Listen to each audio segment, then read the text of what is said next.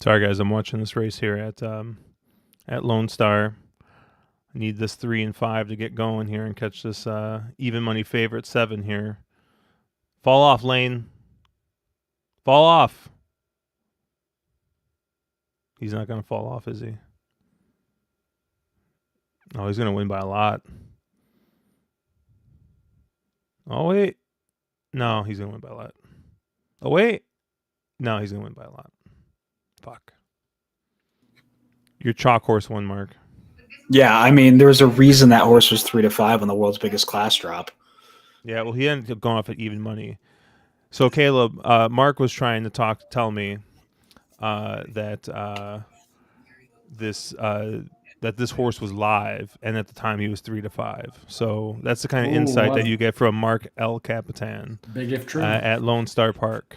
Somebody was trying to beat the 3 to 5 that just won by as many lengths as he wanted to, and I said, maybe you don't want to try to beat that horse, Josh. Maybe take your single and move on. But this is Josh, and I was waiting for him to say he was well meant too.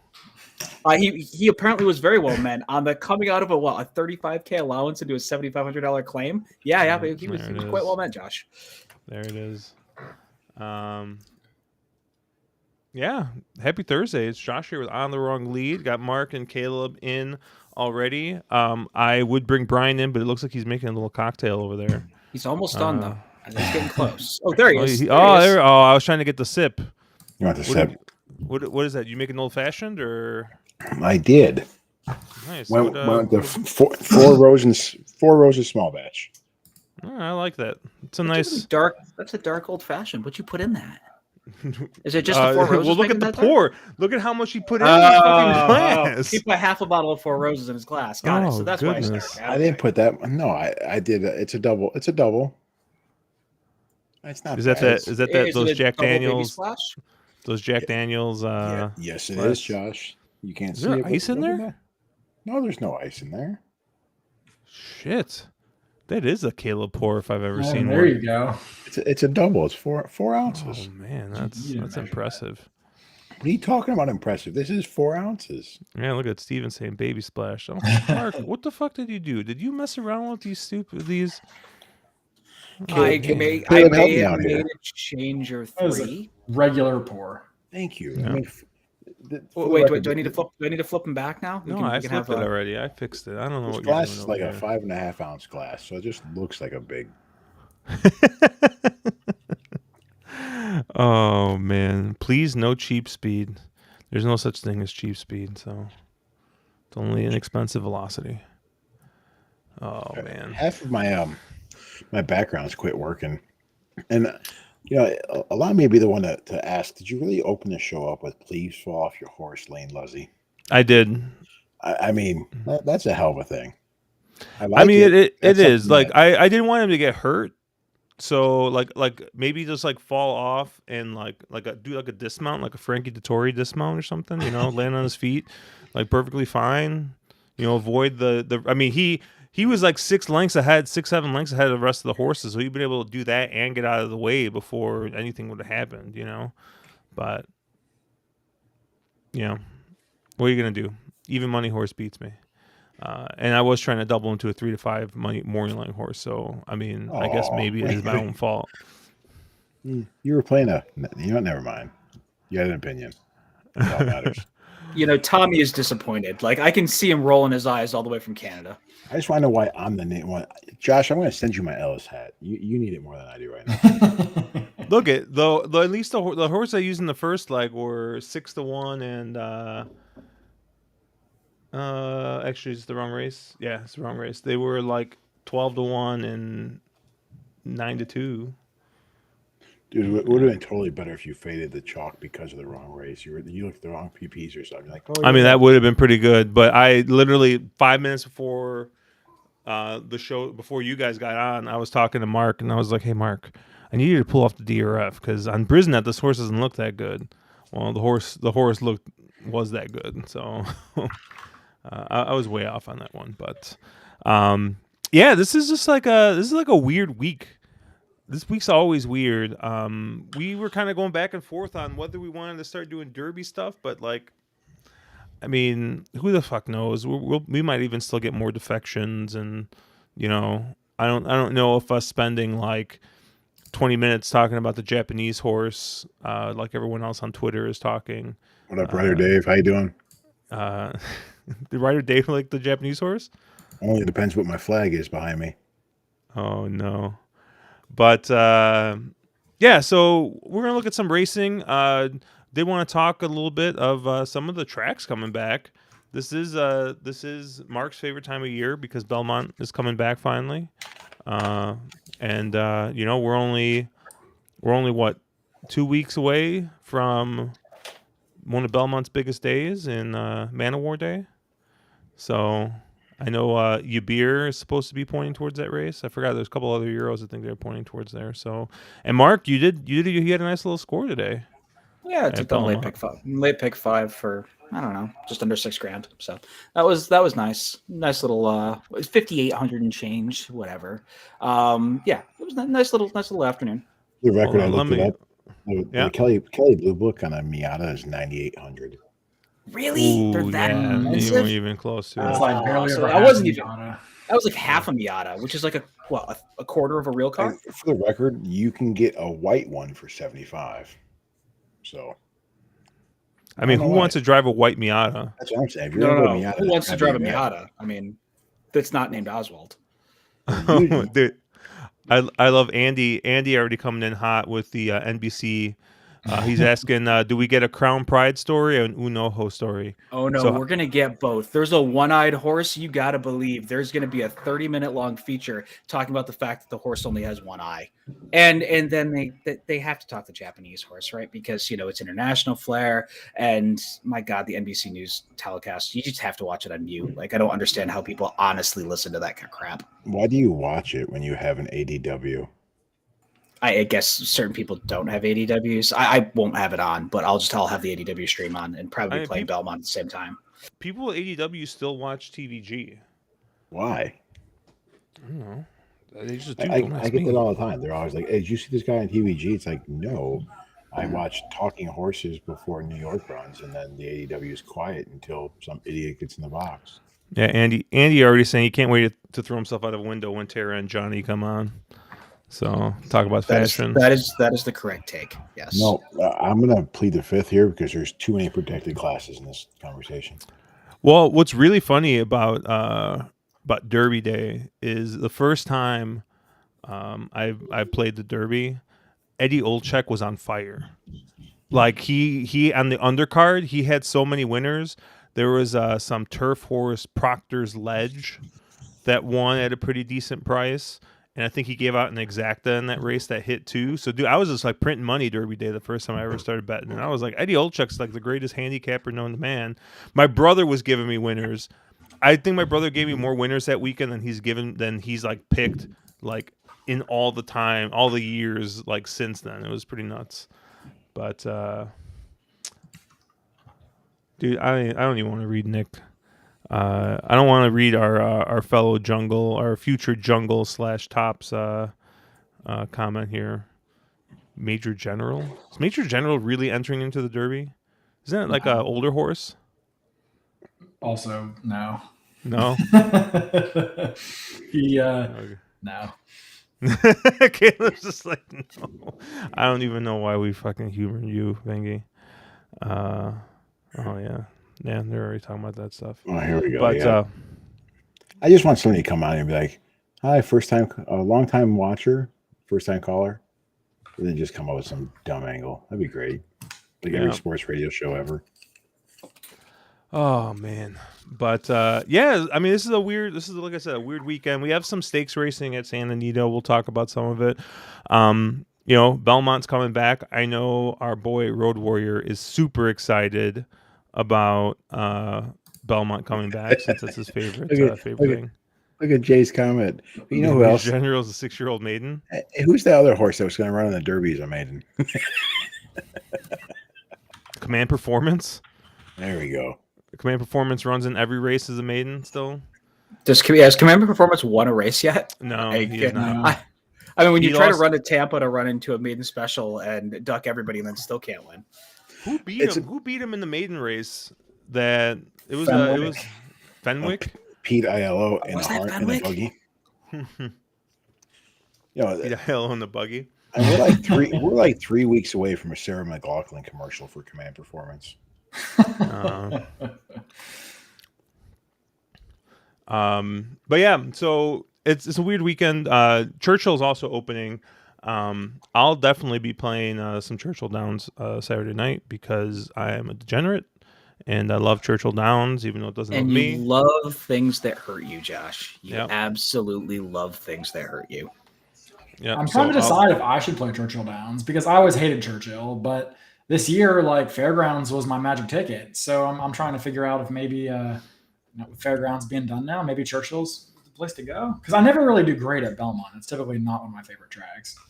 Come to Churchill, do it. I was actually going to ask you, Caleb, because now the Belmont contests are starting back up.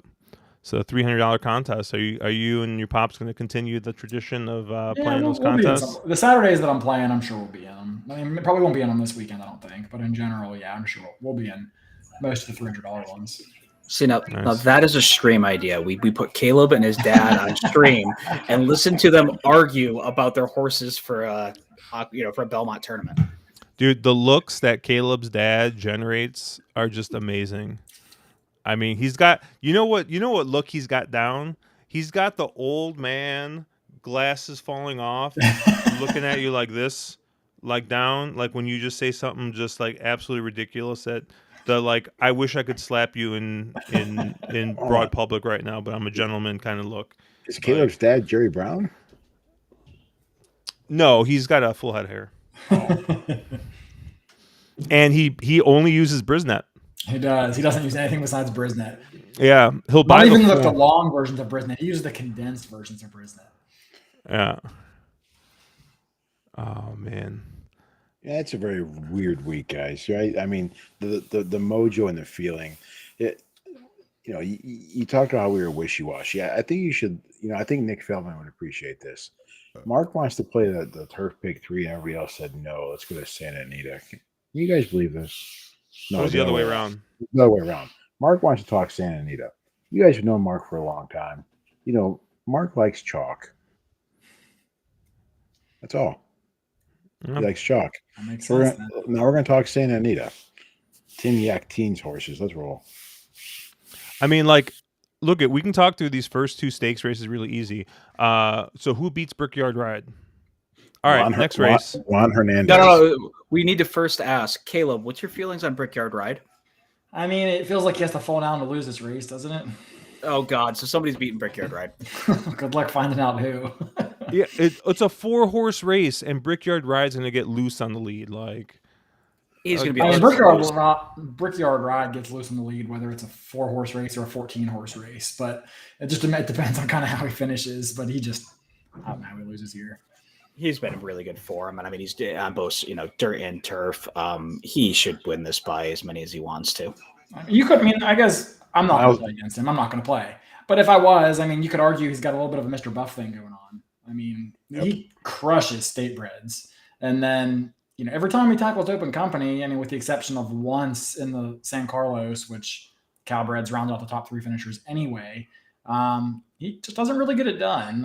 I'm not going to say that he loses because this field is pathetic, but if I was going to make an argument against him, that's probably my only shot. But you're hoping that there's you ever watch those game shows where they're like, okay, you can take this horse, or you can take what's behind curtain number 3, and you hope that there's just fucking 3 other horses behind there that somehow enter into this race, because I just whenever you see these weird small fields of 3-4 horses, the horse that gets to the lead always fucking wins, and it doesn't matter. I don't see how this horse loses. I'm not going to be playing this early nonsense here at I can't believe that they put this. They they put this as part of the sequence, the early pick 5, but then they're like, oh, but the California, no, that's going to be too chalky. So 4 horses is better than 5. But you were going to say, Bri? How can you knock 4-horse fields if the horse gets the lead wins? You are an E8 player. This should be right up your alley here. You got lone speed all day. You should probably bet the mortgage here. It's hard to bet the mortgage on 3 to 5. I mean, you bet the mortgage, you get back a tank of gas. Look, Jay says he's taking curtain number 3. I'm with him. It's a Mazda Miata. Actually, I was trying to highlight something that Nick said earlier. His key to Churchill is betting horses with previous success. So he sounds like he's a real big horse for course type. I don't know. I haven't really noticed that so much with Churchill, but that it wouldn't surprise me. It's kind of I don't want to say unique track, but I could definitely see that maybe shippers, horses that might need to run over that surface. I could maybe see that. It'll be interesting to see how the new turf course plays. They just redid it. They didn't run on the turf at all last year, so and they got a couple of turf races already carded for opening night, so it should be fun. The thing about Kentucky racing that you can't fault at all is that they always have big fields. So they'll have nice full fields, and quote unquote good betting races, even if sometimes they don't make any sense. But yeah, Jay even saying he can't wait for the turf races at CD. Hey, just since you talked Churchill, who wins the riding championship at Churchill now? Wild guess. I'm not going to say Corey Landry. I'll think it's probably gonna be Gaff. I think. I think it's gonna be Gaff again. Yeah. And Julian doesn't seem to want to ride there anymore. Maybe something like Brian Hernandez. I think Gaff Leone is going to be the best there. Where does Julian want to ride? Because I'd really like to know. In the baby making room, Iowa. Dave the barista says not Landry. Nick says BJ. So. I think it's Gaff. Gaff is just going to get the quality mounts. We'll see what kind of mounts Rispoli gets. It'll be interesting to see how he rides at. His Keeneland meet has been atrocious. He's 0 for 18, I think, right now. Yeah, but I mean, once again, he's just not getting mounts. Like I don't know. Well, I mean, is he moved to the new agent yet? Do we know that? He has, I believe. Yeah. Yeah, so I mean, if he's still not getting good mounts, maybe it just will take a little bit of time for him to break in, and he can go in with some smaller connections and then move up from there. But he's a very talented jockey, just doesn't seem to have all his ducks in a row right now. And I don't know if it's just quality of mounts or he's not riding well or whatever. You guys remember when Van Dyke came to Kentucky? They shut him out too. Let's be honest. That's true. He was already shut out in California before he even left Kentucky. Yeah, but like, here's the thing, right? But Drayden was a better jockey than half those guys in Kentucky when he got there, and he couldn't get him out in Kentucky. I mean, like Caleb, like if you took Drayden Van Dyke, name which jockeys that are predominantly in Kentucky would you take over him? Can you name? Yeah. I would take Gaff. I would take Bejarano. I probably would. I would take Bejarano. I would take Landry. I would take Brian Hernandez. I don't know if Ricardo Santana rides in Kentucky, but I would take him. Adam Bashiza. I'd take Biscuits. Yeah. Oh, okay. Well, we're definitely getting down there, so never mind. I mean, I could name you probably 10 guys I take over Drayden. All right. Well, yeah, keep going. Well, maybe so much for him being shut out. He said even Pratt started 1 for 20 on the turf at Keeneland. That's probably going back to last year, though, right? Because he had a couple of mounts. That doesn't sound right because he had 3 winners the first day, and I'm pretty sure. Yeah, that doesn't feel right for the spring meet. Maybe for the spring meet, but maybe if you counted he went to Keeneland. Yeah, the fall, because he had a rough fall. I remember that. That's it. All right, so let's move on to this Californian here. We got another thrilling 5-course field here.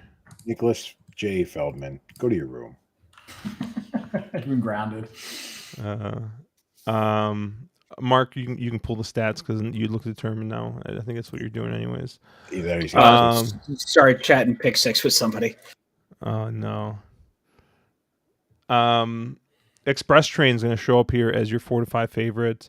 5-2 on Stiletto Boy. You get the return of Spielberg, Shaz holding the loot. I have no idea who Shaz is.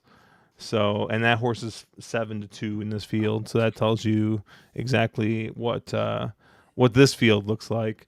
But I don't know, Caleb. You got anything interesting here? I mean, Express Train looks to be the handicap horse of the West Coast right now.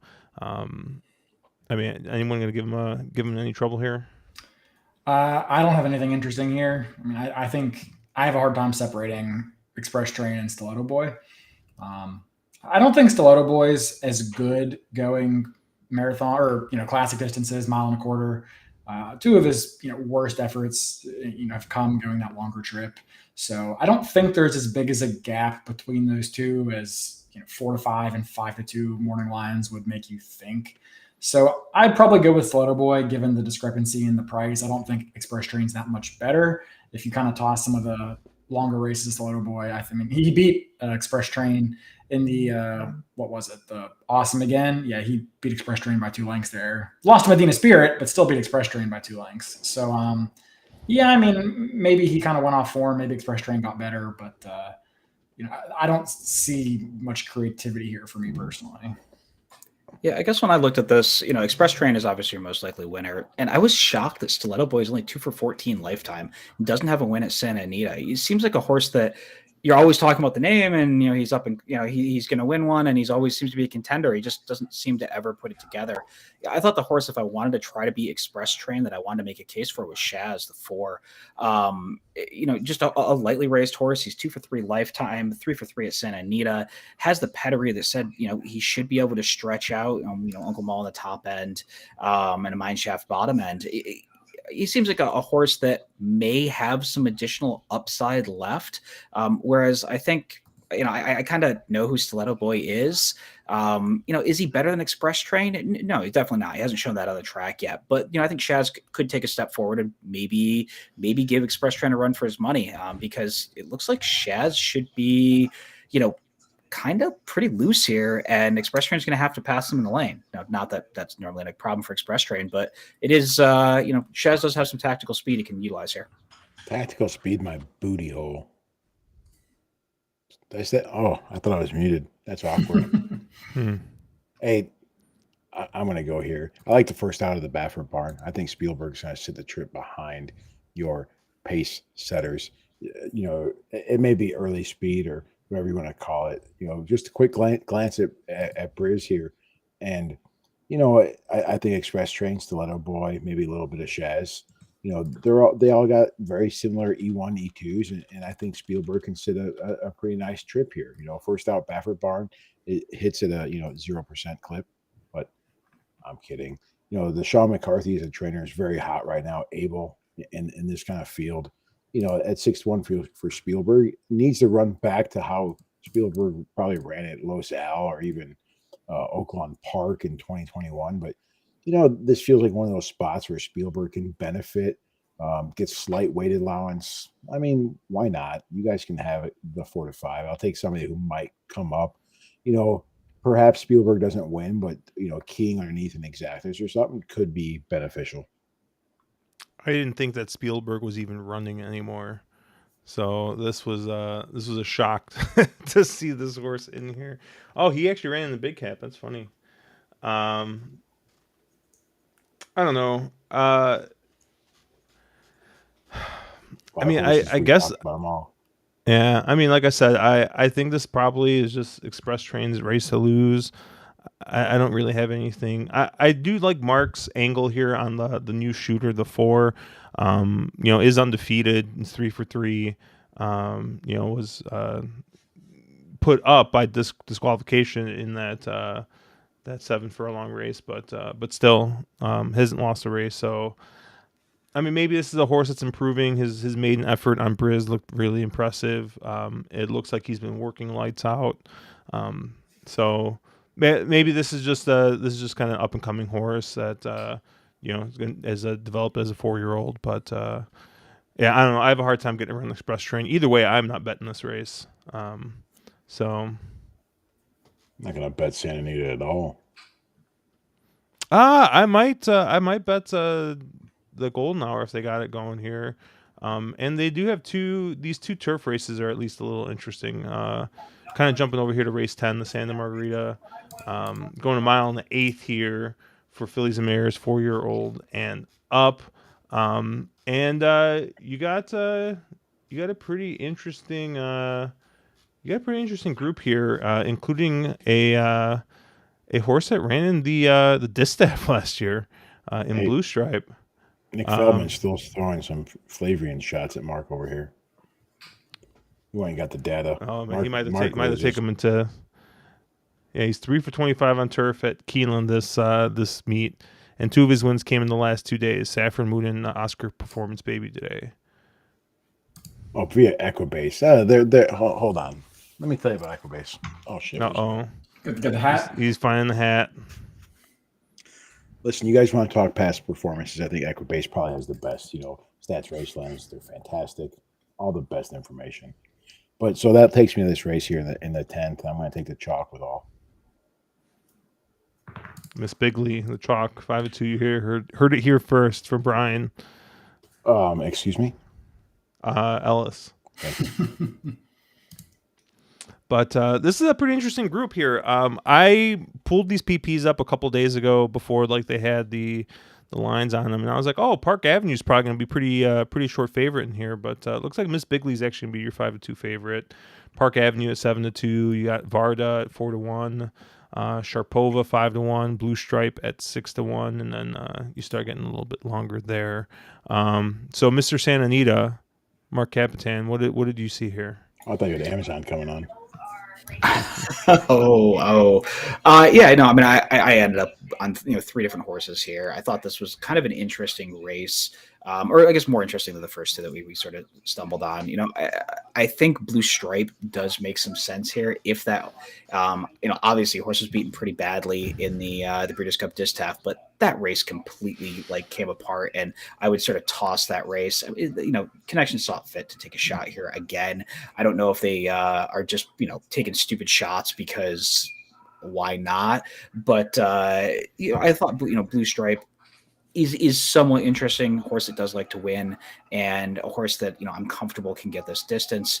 And I also thought Josh had already mentioned Park Avenue. I thought Park Avenue made some sense in here as well. And the other horse that I sort of liked a little bit was Miss Bigley. I'm nothing super creative in here.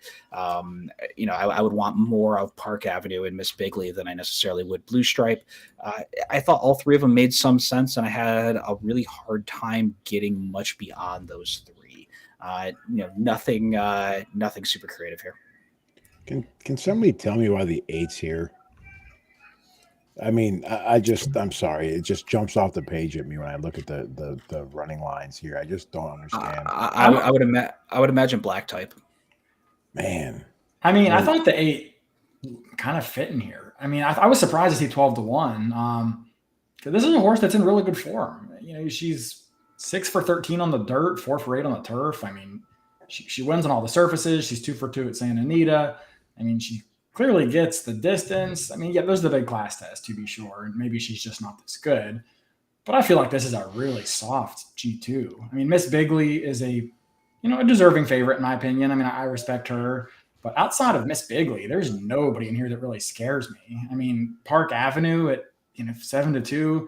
I mean, it's a Juan Hernandez horse. You can probably go ahead and single it because I want 0 part of this horse. Got away with a slow pace and still faded 2 back. Actually 2 and then caught a speed bias track and got blasted by as time goes by. I don't want anything to do with Park Avenue. Blue Stripe, I don't want a horse that gets a huge fig and a total blowout loss. So she's going to have to prove that to me again.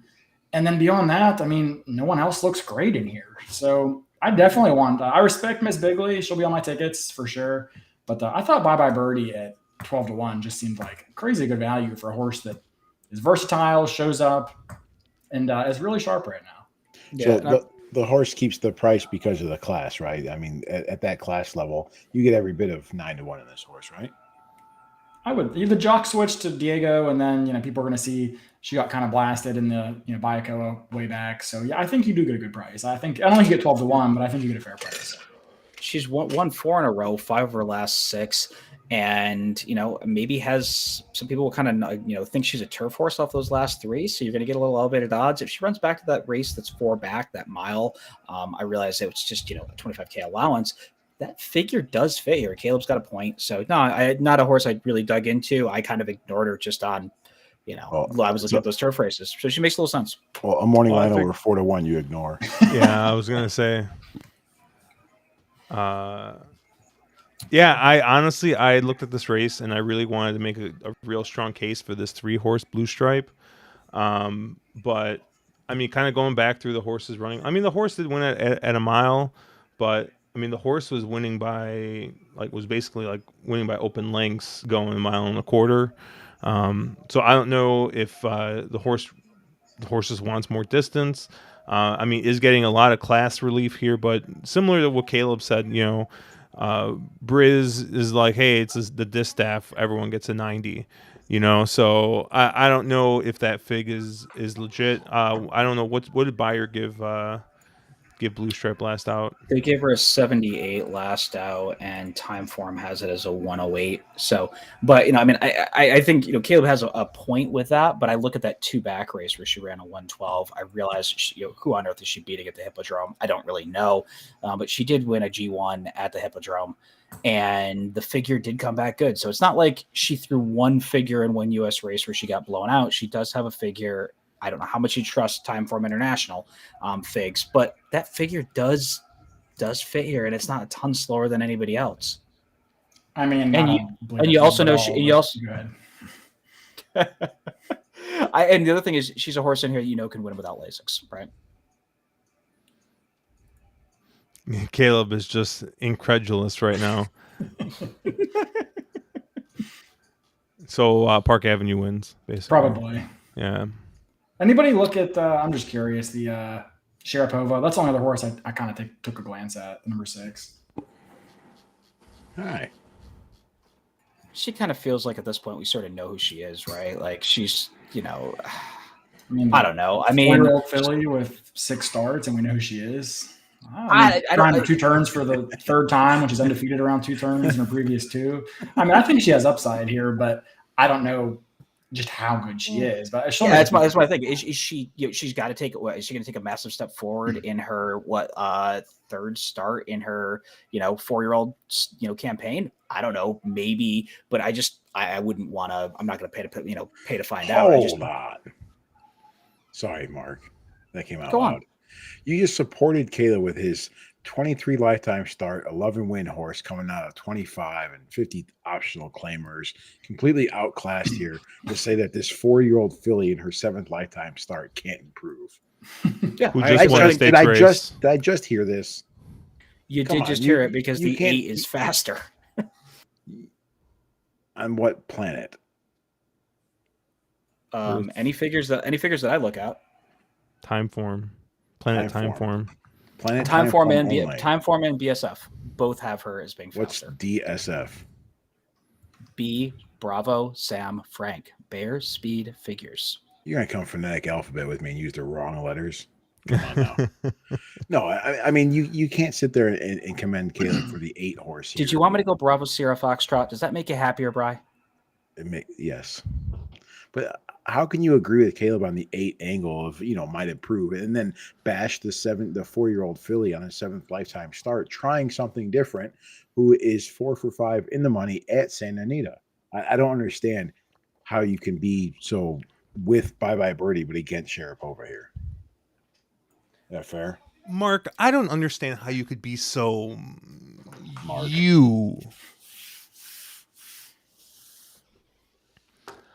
I think he's making fun of me now. No, I'm not. I'm just. And you get what I'm saying, right, Josh? Am I way off base here, Josh? Or is this Mark being Mark? I don't know. I don't know who the 6 beat last out, but the 6 won a stakes race last out. Is stepping up in class, but going from at least some type of stakes race, $100,000 stakes race from an allowance, $25,000 allowance, I think at least it's a less of a class jump, but oh my god! Now Josh just went with class. I don't know what yeah, happened to you guys. I don't Who know what's are you going on guys? either. I missed 1 week, and all of a sudden, just fucking cats and dogs living together. Like, No, and that was just my point. It's interesting to me because the Bye Bye Birdie is making that huge class jump, and what price on a 6 would you need here, right? Is 5-1 too short in this field, or is this weakened field okay at 5-1 Sharapova, hoping she can finish? That's all I got. Sorry. I guess, but yeah, but probably should, Bride, to go back to your point, how I was bashing Sharapova, probably more bashing her 5-1. If you're going to get 8, 9-1, yeah, sure, she's usable. I don't know how I use her or want to use her, and I just don't really want to use her. Maybe the stretch out does help her. I don't know. That pedigree to me does not really scream, going a mile and an eighth. I don't think the stretch out helps her. I don't think she wants more distance. Yeah, but I've been wrong before. And who'd she beat at Sunland? Really? Sunland? You're going back on Sunland for him. He went back to Argentina, for fuck's sake. Right? I mean, I thought Josh was the one going to Hippodromo all the time. If you would have went to Mountaineer on the Pac Classic last year, let's talk about that one. oh man, Argentina. So funny. This is ridiculous. Sunland. I mean, I was just asking about the horse. I don't love the horse, but we're coming down a rabbit trail at this point. Yeah. Where's Steven at? Steven needs to put us back on the point. The stream glue. Oh man. All right, let's take a look at this let's take a look at this the Santa Anita race, and then we can start looking at Caesar's already excited that we're going to be talking about Golden Gate, so we'll get to some real racing over the scent and the turf. Let's finish this last race because the red light is flashing. There you go. Mile and a quarter here. The Charles Whittingham going 3-year-olds and up. It says downhill turf, but it's just a fucking turf course. Oh, they got that little weird chute now, don't they? Yeah, don't they start on that last little part of the downhill chute? Yeah. So it's got the weird kink, and then they go across the dirt. Yeah, they start in the turn. Weird. So you don't want to be on the inside here. Unfortunately, Greg Dar might be screwed. I mean, you get 100 billion miles to figure it out, so I'm not. But I wouldn't sweat it. But yeah, you do. I think there is still have the dirt crossing on the mile and a quarter races. Yeah, and then you're gonna have 2 short prices in a pretty full field in Beyond Brilliant at 9-5 and Master of Foxhounds here at 2-1. You got a field of 7. Brian, was this the race you were talking about? Josh is gonna know what to do with all these EP8s? No, but I'll take it because it probably makes sense. But I mean, at this distance, EP8s, you could do whatever you want with. Yeah. So it's a pretty it's an interesting race. I don't know. Caleb and I were talking a little bit before, talking between the 2 favorites. Caleb, you seem to like Master Foxhounds a little bit better than Beyond Brilliant in the spot. Yeah, that's right. I think they're both really talented horses in their own right, but I'm really surprised to see this kind of picked as the spot for Beyond Brilliant. He's never struck me as a horse that wants to go this far. If you look at the pedigree, I mean, Twirling Candy out of a First Defense Dam. This is miler. I know he did get a mile and an eighth in the Hollywood Derby, but he had a loose lead on a moderate pace, and he was life and death to hold on to the win that day. I just don't think this is the right distance for him. And, he kind of got caught last time out, although that was actually a really good effort in the Frank Kilroe mile at Santa Anita. But this doesn't feel like the right spot. Whereas I look at a horse like Master of Foxhounds, is proven at this distance, does have some success going a mile and a quarter, even up to a mile and a half, while banging heads with some of the best West Coast turf marathoners like United, Say the Word, and a few others. So I just thought that Master of Foxhounds is probably just as good as Beyond Brilliant, but more suited to tackle the distance here. Mark, what do you think? Yeah, I mean, I kind of landed, I think, same spot that Caleb landed. Master of Foxhounds and Beyond Brilliant. I think both of them make a ton of sense. Because Caleb's talking Master of Foxhounds, and I know the jockey on Master of Foxhounds, I will land on Beyond Brilliant, who, I mean, I think the two of those two horses both sort of stand, head and shoulders above the rest of the field here, just on work they've done, already. The one horse that was a bit of a price, because I don't want to, sit here and have all four of us talk about the two chalks, is I thought Di Martini, the 2, was a touch interesting. Pedigree does not say going this far at all.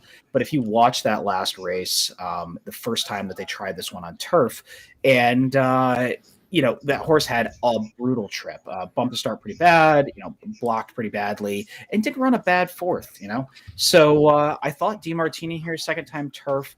Obviously Peter Hutton's no idiot, and he decided to keep this one on turf after coming out of the Amos barn. I thought this horse, made a little bit of a sense if you're looking for a price in a race that I think most people in a horizontal sense will be just using 2 horses in.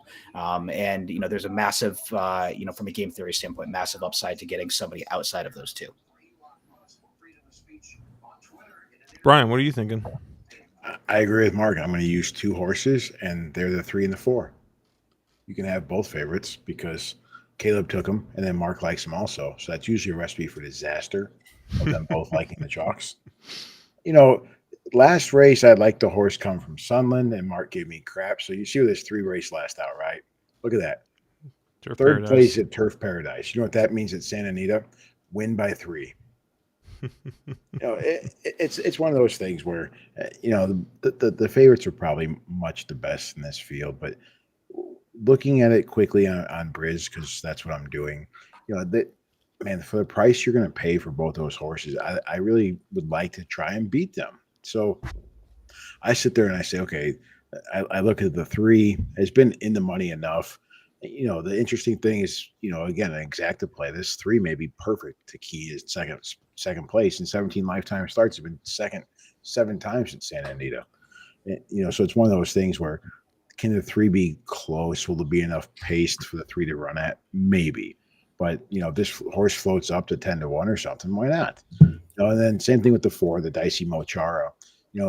Last out with Drayden Van Dyke, the horse ran, a quote unquote top, if you will, on Briz.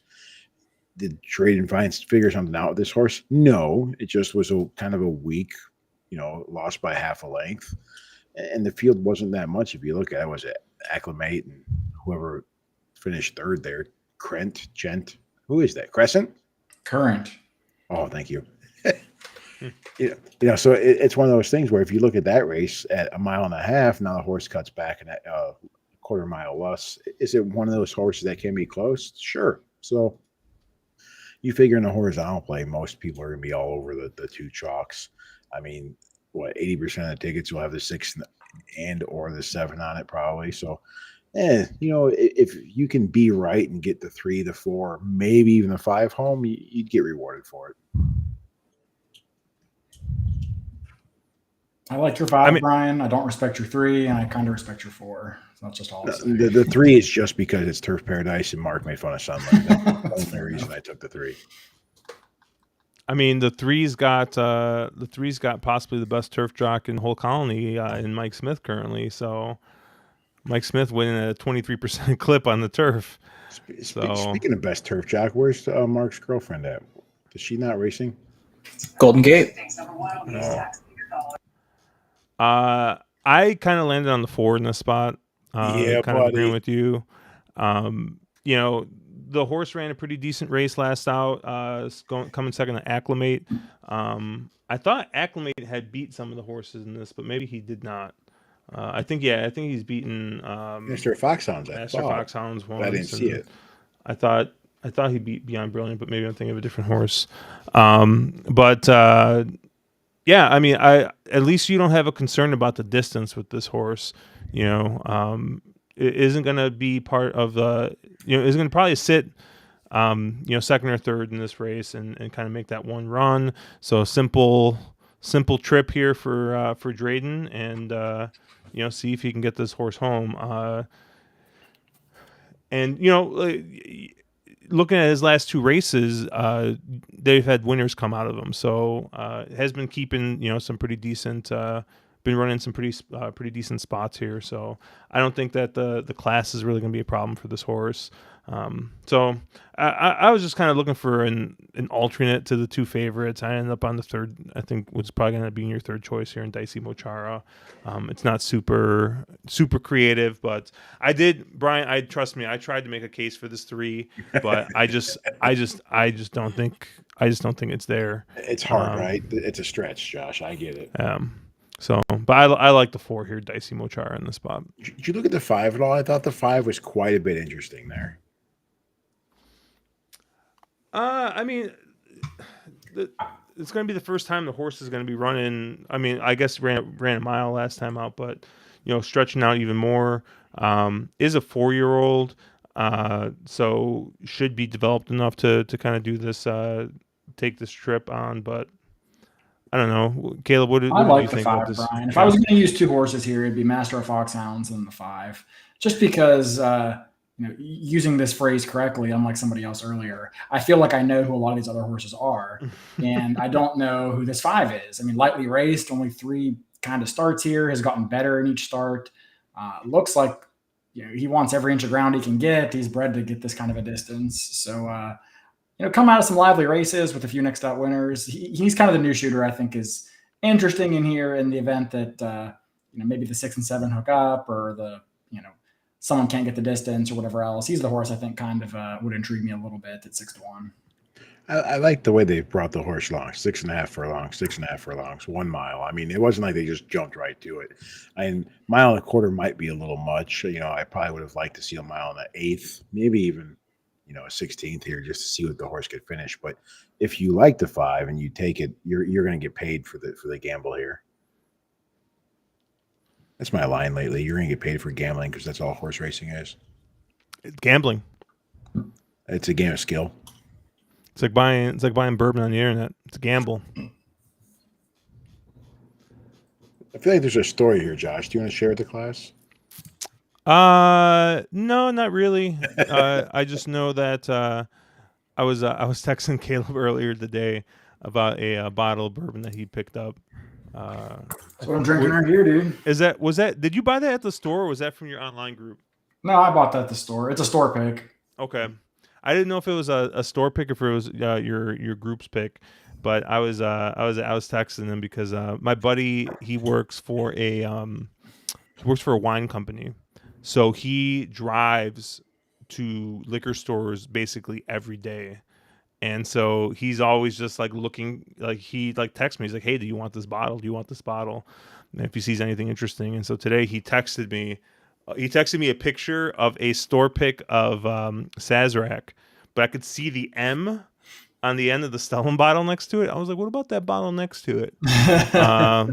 And so I was texting Caleb. So I got a store pick Stellan barrel proof rye coming my way. So it should be fun, but yeah, no, Caleb once bought a bottle based off of internet hype, and I ended up getting about 3/4 of it because he couldn't drink it. He said it was awful. So you liked it though. I did like it. I thought it was pretty good. It was the Smoke Wagon uncut, unfiltered. So everybody likes it. Not everybody, but a lot of people like it, but I couldn't stand it. Yeah. So don't get into the hype, Bri, because I know there's been a couple that you've asked us about, and you're like, "This is awful." There's a few. I'll just stick with the normal ones. They're slowly withering away behind me. All right, so we were gonna try and talk some closing day Keeneland turf, but Scrooge McMark over here decided that he didn't want anything to do with Keeneland anymore. He thought that we've talked too much Keeneland, so we're giving the people what they want. Well, when I say the people, I mean my people and Cesar Alvarez here. He wants to talk some Golden Gate Fields. Golden Gate Fields got a pretty decent card here on Saturday. If you are an ExpressBet customer, they have a feeder tomorrow at Golden Gate Fields for a $500 tournament at Santa Anita that includes the last 4 at Golden Gate. So races 9, 10, 11, and 12. Mark, I know Mark's a big tournament player. He is looking at a bunch of big contests this weekend, and Golden Gate Fields is included. Santa Anita is included. So it was really for his selfish reasons that we are covering Santa Anita and Golden Gate today, and not doing the opening night Churchill card, which is I know what the people want. So people's champion, Rafael Bejarano. If the people want CDI tracks, the people are wrong. So let's take a look here at Golden Gate Fields, race 9, San Francisco Mile. We're gonna be going a mile on the turf for 3-year-olds and up. We got a nice full field here. Looks like will we draw 14 in this one? Yeah, nice full field of 14 horses. Maybe I'm crazy. Like I don't really know how the Golden Gate Field turf plays. I don't play a lot of Golden Gate. Well, I play a lot of Golden Hour. But it looks like the track bias says speed. They haven't run a ton of races. Well, it looks like it's based off 55 races here, but it looks like early speed here. So naturally, me who loves speed bias, turf track, it looks like. Well, I'm going to take a closer in this race. I'm actually looking at the 2 here, Indian Peak. The horses run pretty well on that downhill turf course at Santa Anita. And now we're going to go ahead and we're going to stretch this horse out a little bit. Why are you guys laughing? Stephen Fox's comment. Oh yeah, I play a lot of Golden Hour. I don't win a lot of it. That's very true. I think I've hit like 1 double all year, so it's pretty bad.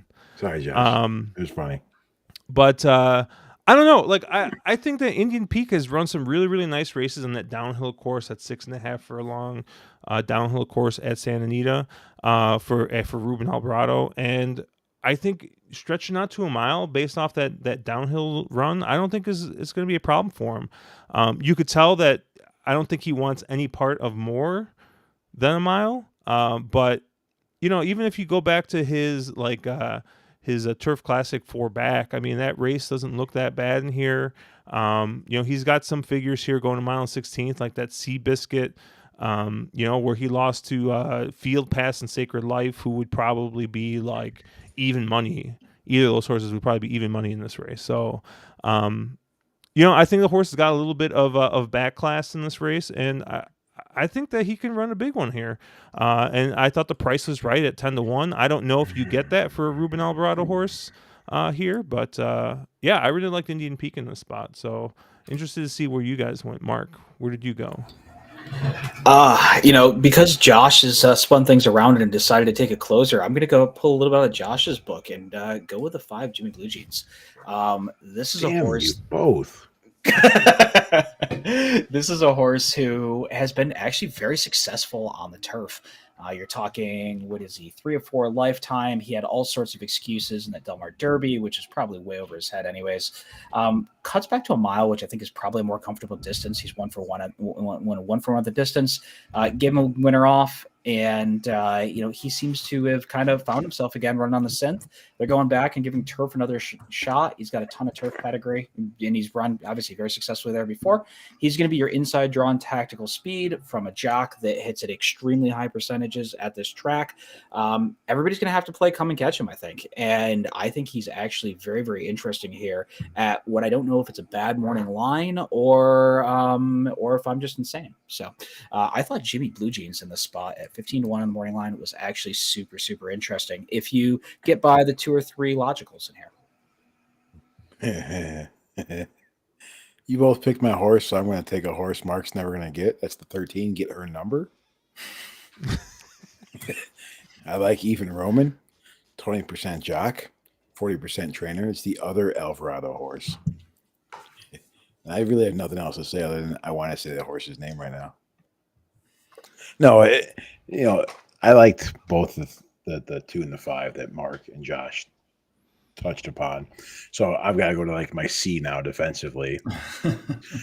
And you know, I think the 13 was interesting last out. Obviously, it had flavoring aboard at 6.5, but you know, Roman rides really well and is probably undervalued in a lot of spots. And this is one of those horses that, you know, 2 for 4 lifetime on the turf, hasn't won it this distance, but you look at where this horse has been, and you know, had Florent aboard a couple times, had Pratt aboard a couple times. There was big hopes for this horse at one point in his life, and now he's running at Golden Gate. So it's one of those horses that first out of the Peter Miller barn, oh no, second out of the Peter Miller barn, I'm sorry. Looks like, is that a good angle for you? Probably not, but this is the kind of horse that, you know, could blow this kind of field up. And I want a price here. I want every bit of like 8 or 9 to 1 in this spot. So that's where I'm going to go. Well, if Josh is taking a closer and Mark's taking cheap speed, and Brian's taking Brian horses. I'm not sure what that means. I guess I'll take the chalk. I mean, it's a 4 to 1 chalk, I guess. But number 4, Vanzy. You know, if you believe the last out fig on time form, this horse wins this race under wraps by as many as he wants. According to time form, that was a huge race last time out. I think there are reasons to be suspect of that fig. It was a pretty monstrous new top for that horse. There was a 5-horse field where you had a first-time U.S. starter, you had a first-time turfer, and then you had horses coming off layoffs. So it's a questionable fig for sure. If you believe it, though, I think Vanzy's easily the horse to beat. And even if you don't believe it, if you look at some of the back class races he was running as a 3-year-old, I mean, he was in some of the better East Coast 3-year-old races at the time. You know, he was raced on the Pimlico undercard, and then he came back and kind of raced at that Mid-Atlantic circuit that we know him so fond of. Was never in the right spot in the clocker's corner. Going 6 furlongs is not really what this horse wants to do.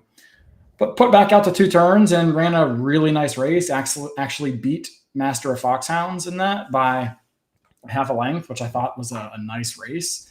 And I thought Vanzy just sort of, Joe Bravo comes in for the ride, and he just sort of makes sense here. And I'm not going to single him. I think I don't really hate Mark's pick at all. I think the cheap speed looks interesting. Josh's pick, I don't think he wants a mile at this point, but I don't hate the pick. I think you could make arguments for the 6, the 7, a number of different horses here, but to me, just to take, I guess, the 1 horse, I thought that the chalk, I have no reason to think this horse isn't going to show up. And, I have some question marks about the others. Sorry. No, I was just going to say, Caleb, with Vanzy, is your take here that Richard Baltus found something on a 5-year-old, whatever, for a 5-year-old, I guess it's not a gelding. I was thinking he was a gelding, but, with his 5-year-old, or, doesn't he scream bounce off that? Like, doesn't he have to bounce? That was a career top by Briz. Doesn't show it as fast as either Beyer or Time Form, but on Beyer, that's a 15-point all-time top, and Time Form has it being, at least like 12 points. Those are massive tops, and especially those kind of massive tops as a 5-year-old, not really doing anything he hasn't done before. Is it that, Baltus has the magic beans, or is that just a really terrible figure? It could be one or the other or both, honestly. That's a fair concern, and he could definitely bounce off that if the figure is legitimate. If the figure is not legitimate, then he's probably not a deserving favorite. So I think that those are both valid concerns, and I wouldn't really want this horse at 5 to 2 or anything like that. At 4 to 1, I think even if you just draw a line through that race completely, a lot of his races as a 4-year-old and even as a 3-year-old kind of fit in here, with some others. So I thought that even with that race being a little suspect, he has enough races to his credit that I'd be willing to support him in this spot. But I think those are both fair points.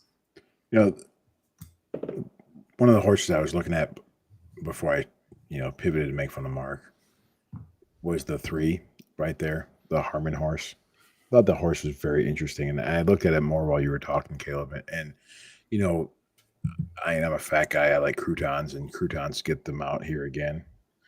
But for the, this horse is one of those horses that is always a Golden Gate. And how many times have we talked about a horse that, on their home track comes in and beats all these shippers in, right? Because they know the track. And if you look at what this horse did, sure, it's a class jump. But 2 races ago, we talked about the 8, at Santa Anita with the huge class jump, but the figures fit. On Brisnet, this 3 fits and might be competitive. I mean, 2 efforts, both on artificial and then came right back on turf, to start this season with, runs the same figure. And there's no reason I think this 3 can't run a 92 on Briz again and be very competitive here at a huge price. I did see that that Jay was actually a big fan of the 9 horse here, Camino del Paraiso, who had beat your 3 horse a couple of times here. But it looks like this horse might just kind of be off form a little bit coming into it. But I mean, you're going to get paid for the dirty up form here. 15-1 for I do not know how to pronounce that trainer's name. OJ Jaragu. I have Mark, no how do you idea. say it? Yeah, Mark. Yeah, Mark. Please. Thanks. Yeah, I figured you could make me say the 14 horse's name, not the damn trainer's name that I have no freaking clue. What's the 14 horse? Oh yeah, say that one too. Yeah. I was waiting for somebody to ask me to say Ecrivienne. I'm guessing it is, but no. I mean, I don't hate his 9 horse. My only issue with the 9 is you're talking a 9-year-old gelding. Now he has run, those November races are fairly okay. He's at a September Golden Gate race and a November Golden Gate race that are both okay and would make him a player here to some degree. Just, at some point the wheels have to come off, and I don't really know if I want to take a 9-year-old. There's got to be somebody else in here that has a little bit of upside. But again, you're going to get paid. You're going to get probably every bit of that 15-1 line.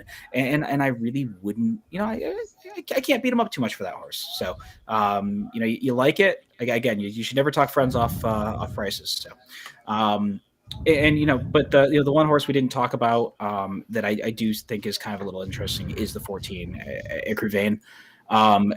Gets the post in the parking lot. I don't really know if Jessica Pfeiffer can negotiate being that wide with this horse. But I thought this horse was actually a little bit interesting. Didn't have the greatest trip first time, in the U.S., but Mandela ships this horse up and, ships this horse up to Golden Gate and seems to ship Pfeiffer along just for this one mount. So, ran versus some fairly decent European company, and ran okay, wasn't a win machine or anything else. And that, again, this is the, losing by a length and, a little over a length and putting up an okay figure out of that last race wasn't bad. Second time North America, maybe takes a little bit of a step forward. I think there's some things to like, except for the post position. So this is one that I'll say I like the horse, just not at 9-2. I need probably more like 6, 7, 8-1 kind of range. But I think this is one that'll probably drift as some of the inside horses take a little money. Do Lope de Vega horses win at 5? Don't they stop winning after they turn like 3.5? Historically, but I have no idea. They're very early bloomers. Are they prodigal young? Okay. Yeah. Who is that horse of a lifetime, turf horse? Newspaper of record. Thank you. Oh, you got to go there. Yeah, we did have to go there. Didn't she win as a 5-year-old though? I think she was a horse of a lifetime at 2, and then kind of disappeared at 3. Disappeared at 3 and came back at 4 and was okay, and then as a 5-year-old was pretty good, right? Yeah, but only started winning after they started fucking watering the grass because apparently she needed cut in the ground in order to win. So, Nick's saying she won at 4. The more and more Nick talks, the more and more I don't like Nick. This is crazy. I love Nick, dude. I want to get Nick on here. I was being sarcastic. I like him more than Mark. Anybody know how it's low bar at Belmont and Road Warriors nowhere to be seen? That's probably why he's nowhere to be seen. He was probably at Belmont all day still today. there. Yeah, he was probably there, and he probably took in all the chain smokers, like smokers, probably like just kind of. He's still probably waiting for the train to pick him up because they tend to forget that train. Speaking of the devil, there he is. Oh, there it is. There Yeah, he she is. won a Just a Game. That's all I remember. That must have been at Belmont. I mean, but of course He's been here. He's been here, waiting for the train. Was there anything else on this card that you wanted to talk about, Mark? Since you were the one that was super gung ho about this. I thought that race was a really, really good race, and I thought it warranted talking to. Honestly, if anything that is running this weekend, that's probably one of the better races. But if you guys knew Mark 4 years ago, and I would have told you that in 2022 he would tell you about let's talk Golden Gate Fields. You just said there's no way in hell. Mark only played Naira. I only played classy tracks. Now look at him. Not even that. Fighting for Golden Gate. He only played Saratoga, and then within 2 years we had him playing fucking Delta Downs. Asanova. I mean, I've been playing, play Saratoga all day and then go to Asanova in the evening. I 100% blame that on Brian, though. It's only because the name Asanova is down. Asanova Downs is an awesome name. It's the best track name ever. Hey, it looks like Caesar wants to talk race 10 there, Josh. You see that one? Top executive, race 10. So race 10. Before you all Asanova here. Race 10. He likes the 10. The queen visited Asanova. It's got to be a classy place, right? Cinnabon. There's queens at Belmont, too. I thought Belmont was in Queens. Oh, that's drag queens. I think it's technically on the island. Road Warrior will let us know if I'm wrong there. So Caesar says top executive race 10. He likes a 10 here. He says if you can see the 4, 2, and 3. What is that? How much has Caesar been drinking? I don't know. Really? I mean, I'm not going to fault him on liking the 10 there, but man, you need every bit of 21-1, don't you? I mean, okay, the horse is 1-for-1 at Golden Gate, winning that optional 50. And, it's a trainer, Blaine Wright's really good off the long layoff, not doubting any of that. But, man, you just need a ton of improvement. I know Timeform has it as a 91, that 1/7 try. And you have horses in here that are running 107, 108 kind of figures. That's a pretty monumental jump. I mean, maybe, sure. But, I think that the two horses that, again, I've been capping this for all of about 30 seconds. Horses like the 2, the 2, the 4, or the 6 were the 3 that jumped off at me that all had, pretty good recency, some decent form. Somebody like the 4 who's won 2 in a row and coming right back. The 4's run 2 in a row, won a stakes race last out, 7-10 at Golden Gate, and 4 of 9 at the distance. So I would lean probably that way, but I'm not going to talk somebody off a capper type horse. Those are make your day. I mean, at 20-1, the horse is coming in on great form. Very well could be the quote unquote class here. Might get a little bit of an advantage with the run style. That price does seem a little big, but I know what you're talking about. It's one of those things where the Emerald Down shipper is always a fan favorite. So, I mean that last, or is it the last race? Yeah, the last race at Emerald actually produced 3 next out winners from that race. Granted, the Emerald Downs class might be a little questionable, but just an interesting little thing to look at.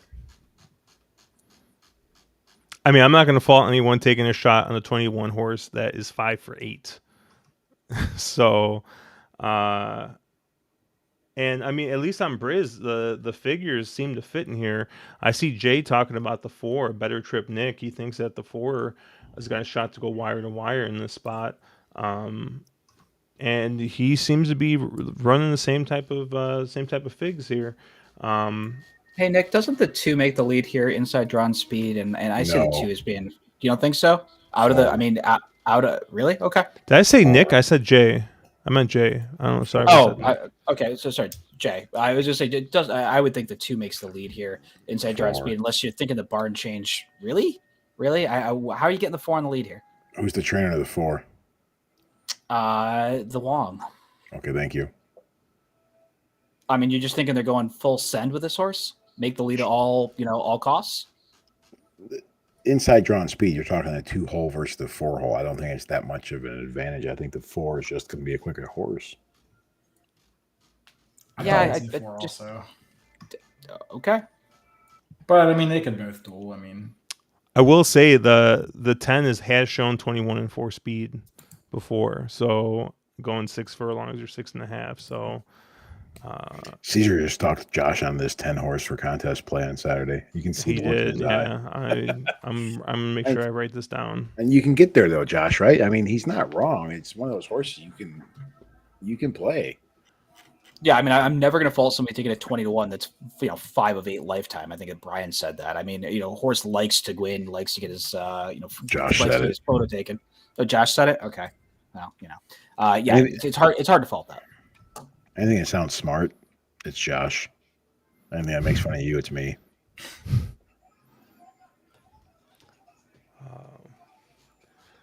I don't know, Mark. Did you look at anything else for this on this card or? No, I really haven't looked at this card beyond the stakes race. Hey, did they post the races yet? Or are they still on winter rules for Saturday's feature, Mark? I got an email. I haven't even looked at it yet. And by the way, I know Josh was mentioning this. Horse Tourneys has their month-end blowout feature. They do not have them up yet. Brian, wait, what did you say? Yes, Josh. No, what did he say? month After that, and one more. feature. Blowout! Yeah, there we go, Brian. Yes, There it is. blowout. Everyone's favorite Chad Brown horse. I also got a picture. I actually got a picture of Mark celebrating the pick 5 today. Yeah. Yeah. Here they are on the backside, rooting the horse home. Boo.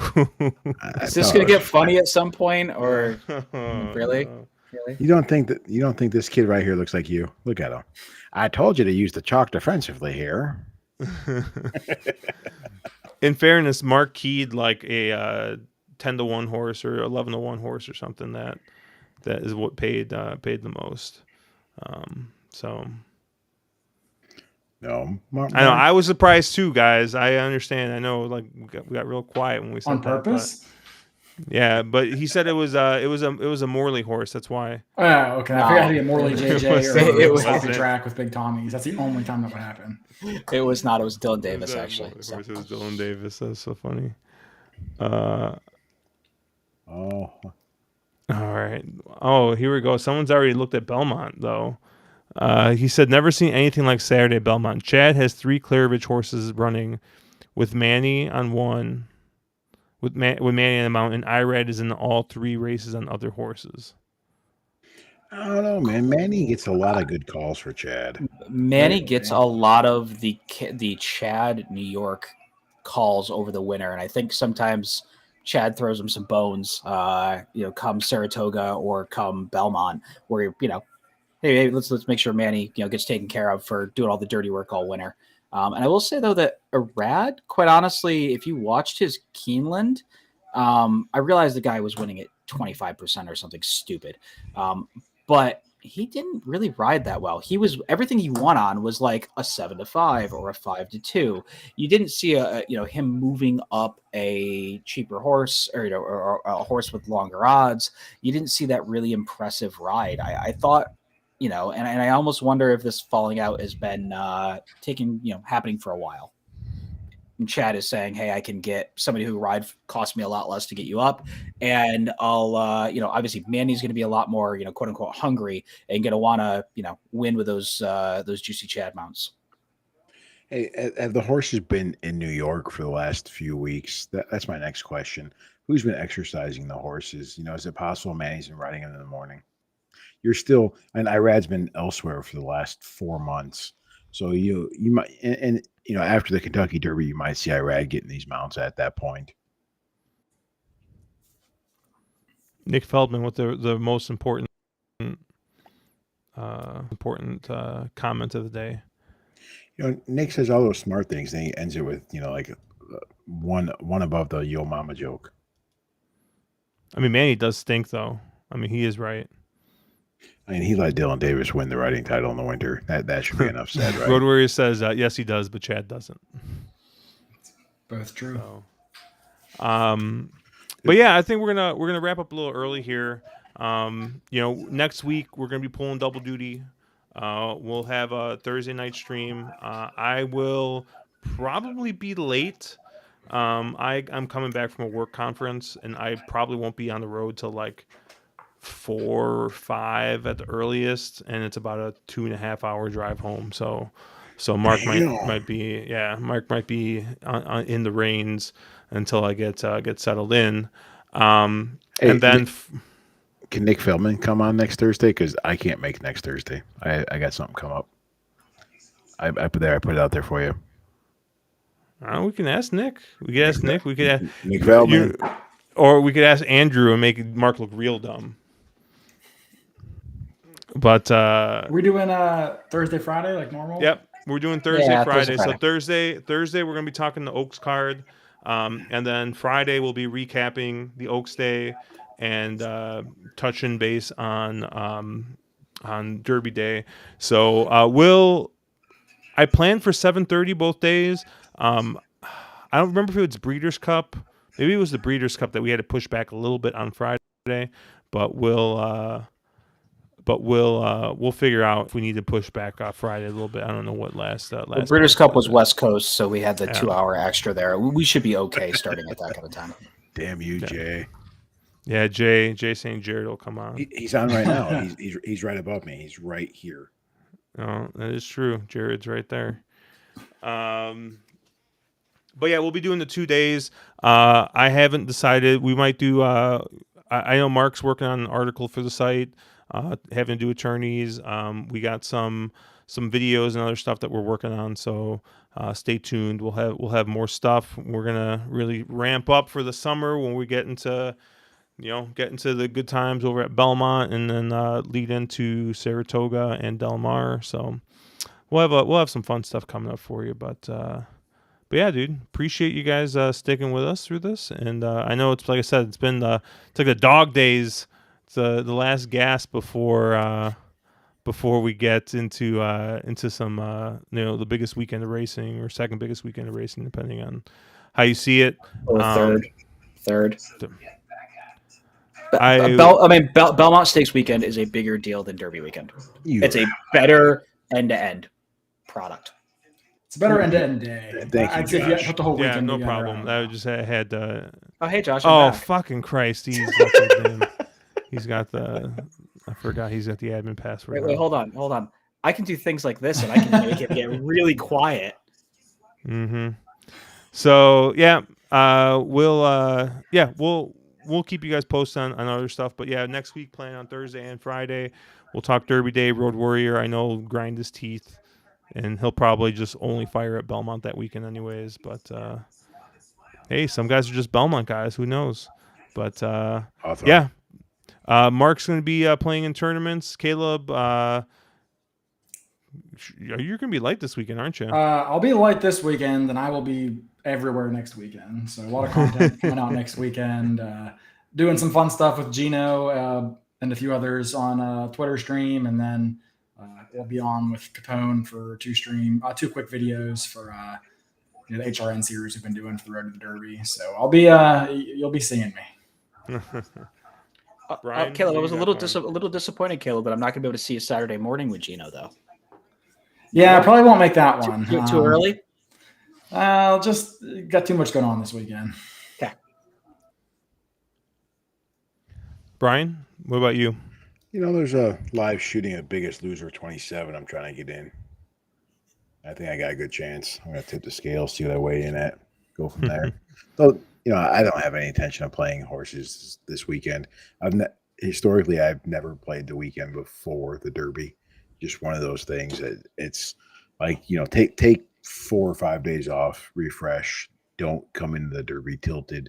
Don't chase money into the Derby, because the Derby can be a great card by itself, but it requires, in my opinion, the Oaks and the Derby card, you need to focus on it coming in with a fresh head, because these horses are coming in prime. They're coming in ready to go. So, I probably won't bet anything until at least Hawthorne next weekend. Nice. And then, yeah, I don't know. There's nothing really striking me this weekend. I'll probably be playing Churchill, Keeneland tomorrow, Churchill on Friday or Saturday, and I don't know. I saw someone talk about possibly a live stream for Churchill Downs. I saw that. I mean, it is a night card, so I'll make a couple calls and we'll stay tuned for that. But until next week, if not on Saturday. We're on the wrong lead. Check us out at ontheronglead.com. If you are not an AM Wager subscriber yet, or not subscriber, what's the word I'm looking for? Why am I blanking? User, thank you. There's a nice link there for referral. It doesn't cost you anything. You still get the same sign up bonus. We just get a little thank you from AM Wager. And I will mention they have a special going on right now. It's a 150. So deposit 150, bet 150, get 150. So it's a pretty killer bonus if you're somebody who's going, hey, I'm going to be playing Belmont or Saratoga or any of this spring and summer stuff. Might as well max out that bonus. Cool. And then, check us out on Twitter at wrong_lead. Buy a t-shirt on our site. We will catch you guys later. Shout out, keep pounding.